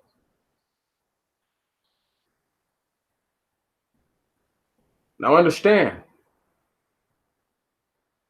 it says that the millennials have $300 billion of student loan. That is not counting the interest. So where do you think the $1 trillion is really coming from? I want y'all to understand, if the government's saying that they fronted this money, they're going to get their money out of you one way or the other. Why do you think they're monitoring how much money freaking millennials have? Because they'll wait till millennials at a certain age have so much accrued and they'll take it all. Think I'm playing? I'm not. This is why they discourage people from keeping money under the mattress, because they want you to have it in an account so they can just take your shit and you can't do nothing about it. Right. That's exactly why they tell you not to have it in the mattress, in the shoebox, wherever, right? In the freezer. This is why they tell you not to do that, because they want to have access to your money. The same mentality as to tell you to put your money in a bank is the same mentality that you can't have a weapon in the courthouse, but the sheriff and the police officers can. And any one of them, if they so chose to, could fucking go ape shit crazy and start killing people. There's nothing stopping them. There's nothing stopping them other than the fact that another person with the gun is going to fucking confront them. That's it. But what's to stop a bailiff to walk into a courtroom and just blasting everybody?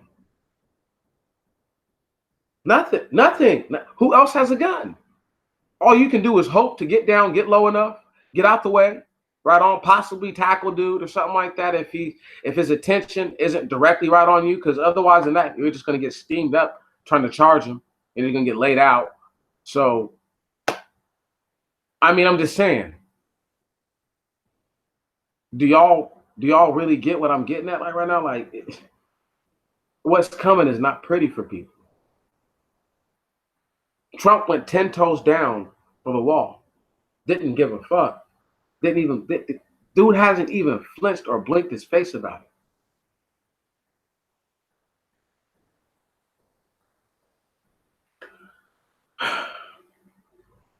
I could go on and on and on and on and on and on about this. So while the 4 o'clock hour is approaching, because I've already lied to myself about keeping this at just an hour. If only I didn't like to talk. If only. However,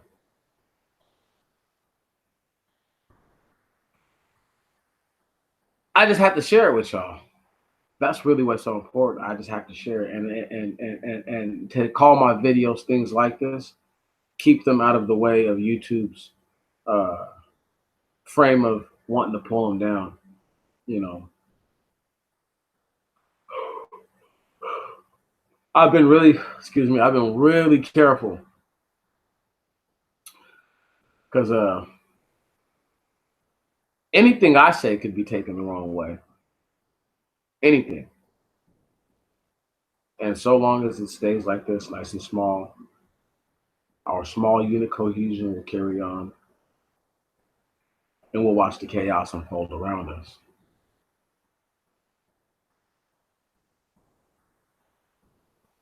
Martin and Tammy, you two are excellent, stalwart, wonderful individuals.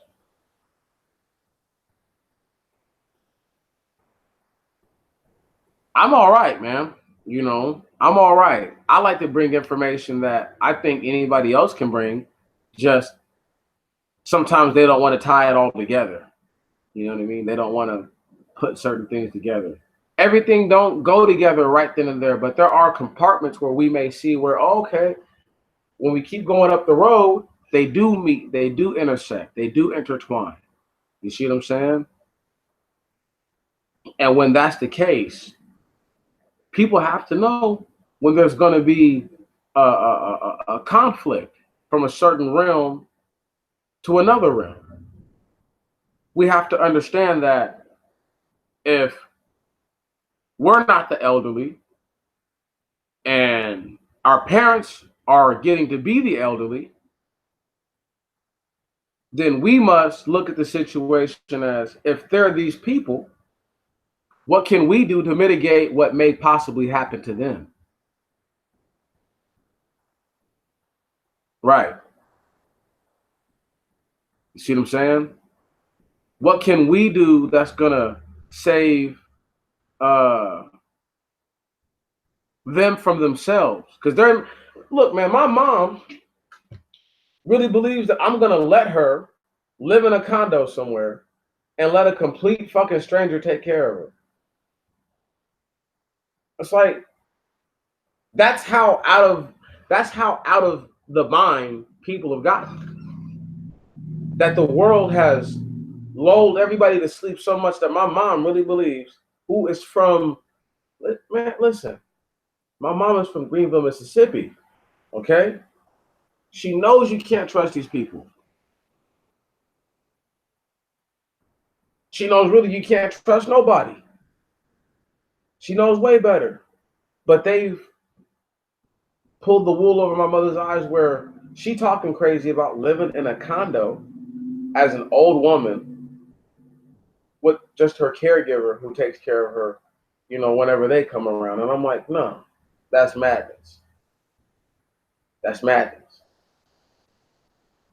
I understand you want to have, you know, your privacy or whatnot have you, but there's a level. There's a level to that. You understand what I'm saying? There's a true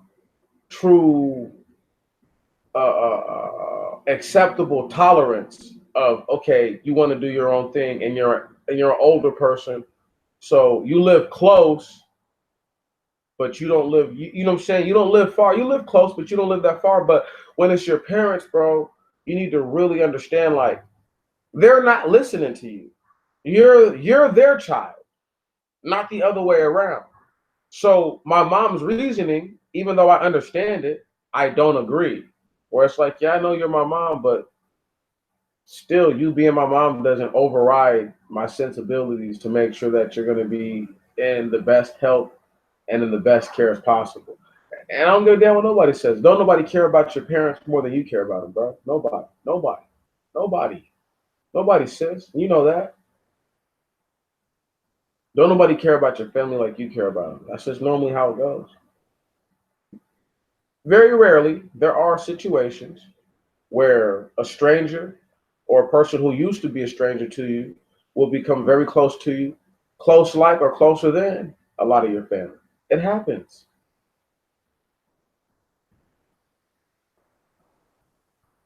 Thank you, sister. I couldn't have worded it. You couldn't have, I wish I could put a heart right next to that comment. Couldn't have been worded any better.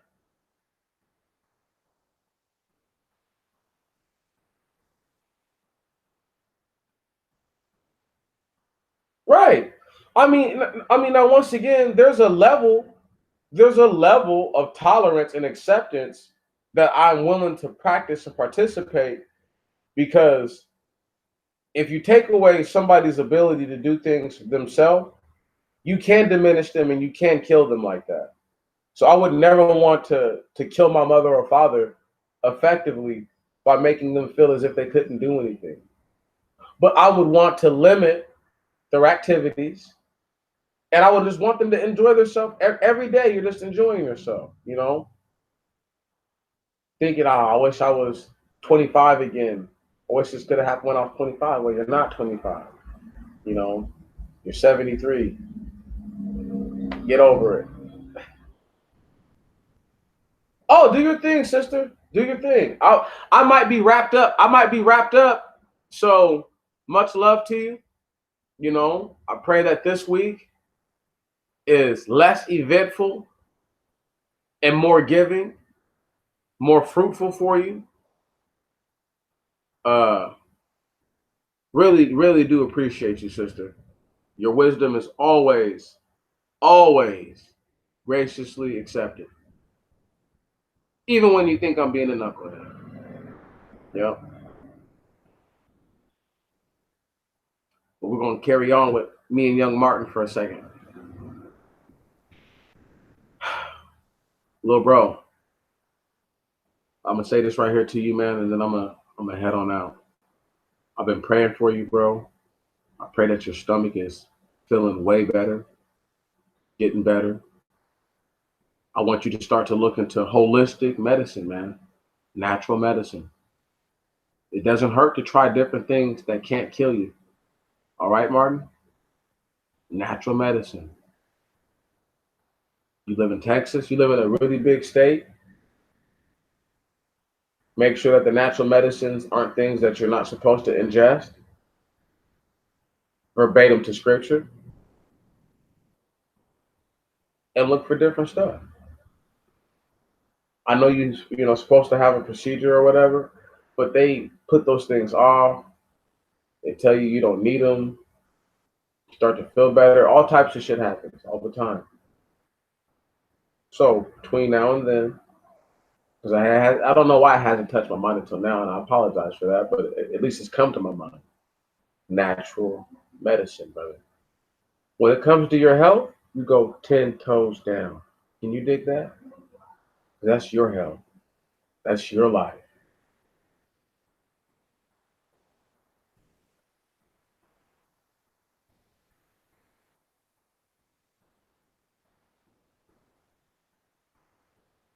Okay, look, man. Do you like yogurt? Because if you like yogurt, a really good one, really, really good simple meal twice a week, and I know it'll slowly help you feel better, but it'll gradually help. You go and get the Greek yogurt with the probiotics, which is good for your intestinal health. Go and get you a little granola, whatever kind. I like the sweet granola, but you can get the plain kind. Go and get you some blueberries. Go and get you some bananas. Slice up your bananas.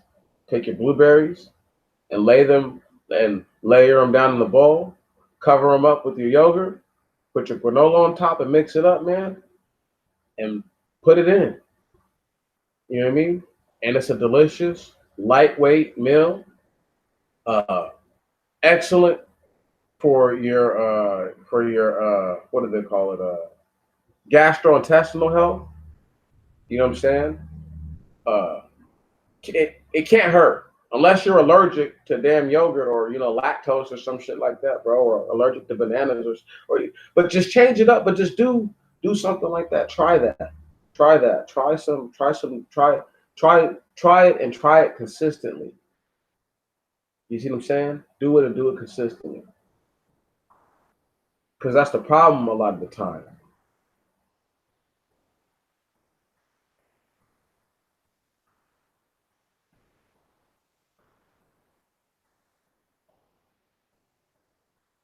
Bro,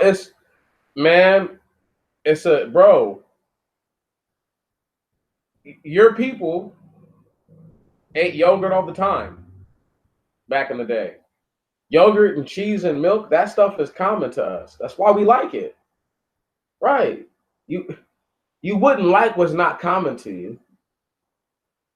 Right. Young man,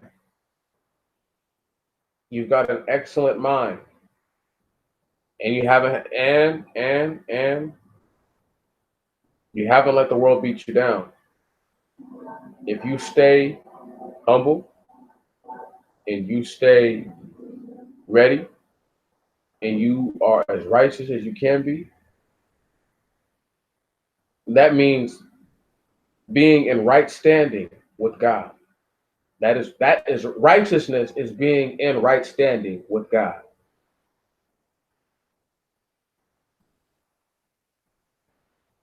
And we practice that every day, brother, hoping to achieve what is a level of understanding that may lead our people out of these very dark times.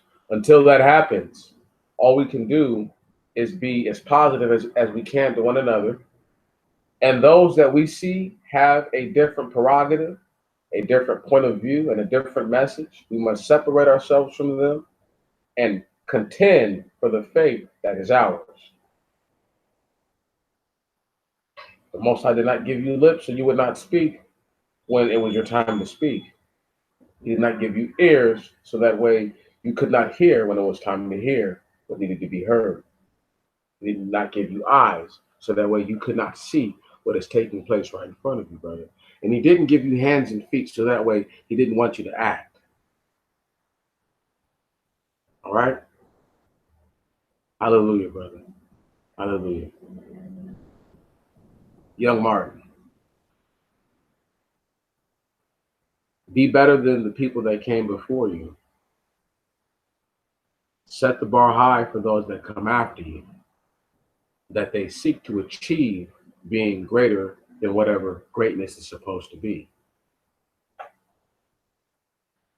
See, I'm 10 toes down fighting my cases. It's going to be a lot of dick riders after I beat them. A lot of dick riders. There's going to be a lot of dick riders when I'm suing Seattle, because this shit could take off and go who knows where. Right. Bruh, I want you to be encouraged to know that your bro never went to college. Yeah, I went to the military. So there's a period in my life where I guess, I was involved in a different type of activity. But I never went to college. I informed myself the best that I could. I listened to people when I could. And I was always hungry for knowledge. Always hungry for knowledge. Still am to this day. Hungry to know more. Desiring to know more. It is a must. Likewise, brother, pray for you too, man. Got mad love for you, bro. Don't want nothing bad to happen to you, man. You're really good people. You know what I'm saying?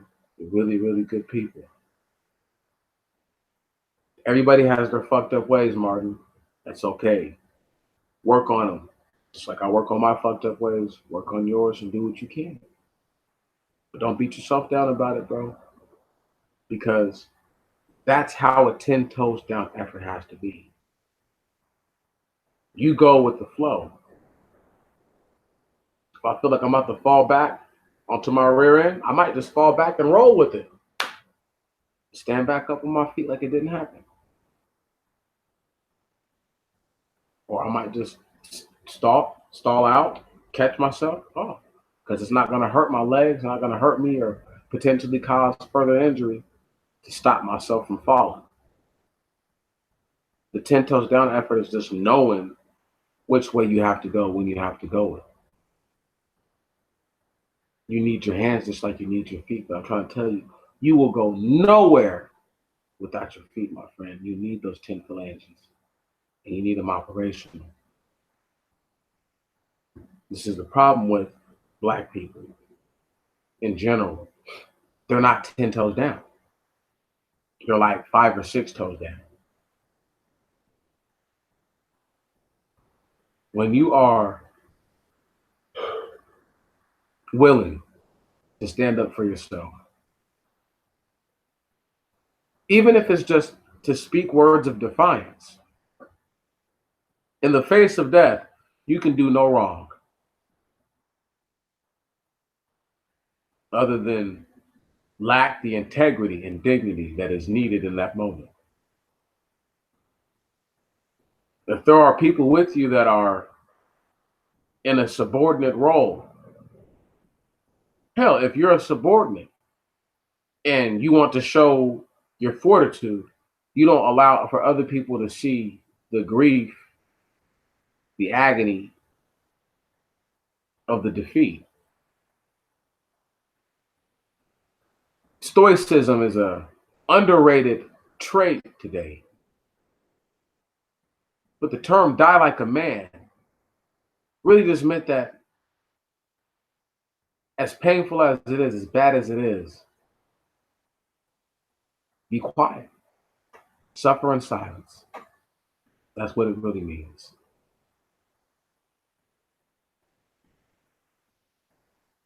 Crazy, I know. Big bro. I just need you to just do what you gotta do, man. Stay humble. Stay safe. Stay healthy. Maintain taking care of yourself. Stay employed the best that you can. Continue to reach for greater heights. Don't allow yourself to be let down or to be depressed by the things that you have no control. You have no control over. It's gonna be all right, brother. I promise. Like I said, I got fired. Then I had a job a day and a half later. Day later, whatever. It does not always happen like that. But it can. And I got a job where I'm making more money. It doesn't always happen like that, but it can. And this job can lead to a potential trade that I will know forever. It doesn't always happen like that, but it can. The only reason why it's happening like that is because with the 10 toes that I've been given, I pressed them on the ground and I put each one forward in an appropriate place and time, regardless of the setbacks and the drawbacks that I've suffered, whether they be self-inflicted or not. Martin, my brother, said, get ready to end this on out. So I'm gonna roll one up, go buy some drink or something, let my hair down, and get ready to do this Enoch thing tomorrow. That's gonna be super fun. That's gonna be super fun. I was gonna do it tonight, but I was like, why do 2 streams in one day? You know, I'm not gonna take up you guys' time. I've already taken up hours already, so tomorrow's gonna take forever. Just go ahead and get ready to buckle in, bro. Tomorrow's gonna take forever. It's about to go. We barely might even get past that first page of the first parable because I'm gonna have to read so much about what the Messiah himself says about his own service, so that way it's made clear that this guy, so-called Jesus, right, in certain aspects, is the same dude that Enoch is talking. Friend, salute y'all. It is always an honor and a blessing. I humbly leave you to the world it is that we live in and to the devices that we have been given up to. Until next time.